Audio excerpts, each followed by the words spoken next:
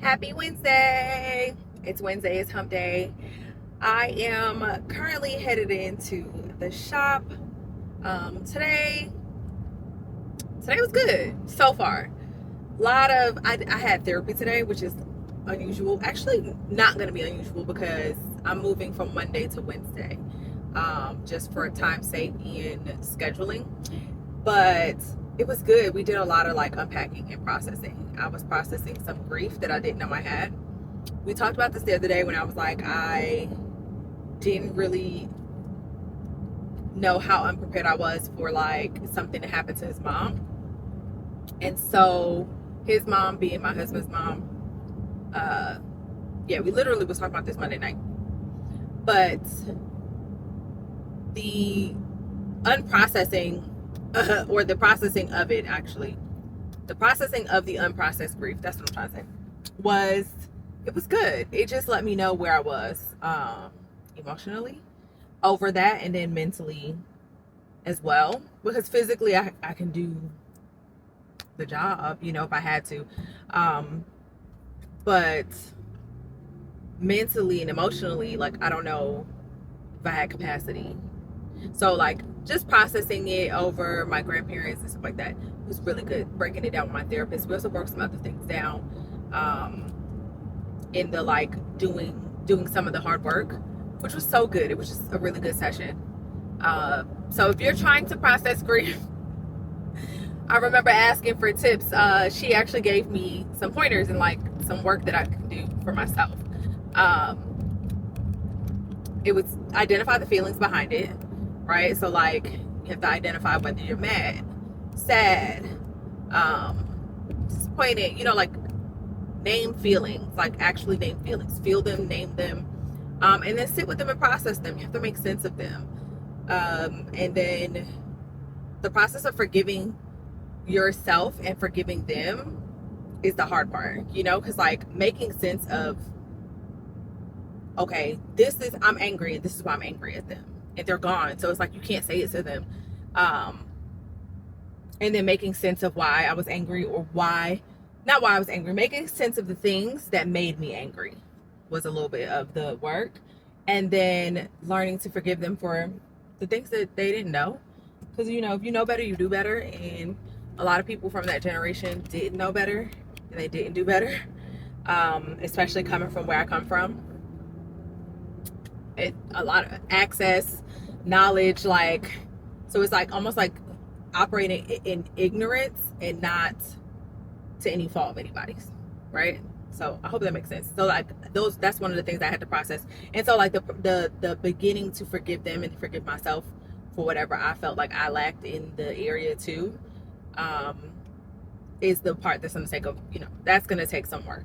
It's going to be waking up every day to make the choice to be like, or every time the feelings get dredged up, to remember that like there was nothing nobody could do, not me, not them, and they did the things that they knew how. That's it. It's very simple, because it's the same for me. Like, even in the time frame, I only did the things that I knew how to do. I can't hold old me accountable for what new me knows, so yeah, identify the feelings, process them, and then forgive the person and yourself.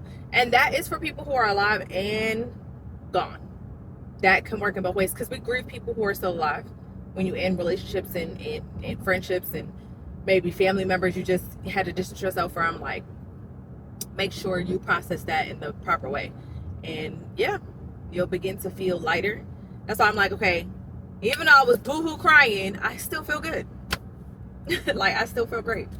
So yeah, you know how I am. Hope that blessed you.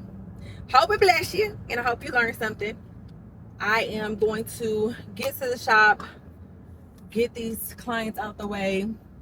Actually, it's just one. My other one is my friend, and I'm not sure whether or not she's going to be able to come to get her hair done. I've been texting her to see, but if she don't, then I'm gonna go home.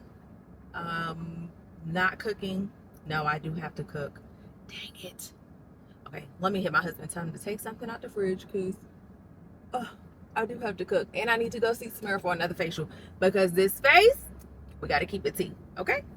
Outside of that, I'm gonna figure out what we cooking together. We're gonna cook together, I guess, later on. And yeah, oh, and the update about my mother-in-law. Let me update y'all. So she is doing way better, and she's doing fine actually. Like, I'm like 1,000% sure she's coming home at 100% capacity. They figured everything out, and so we're good.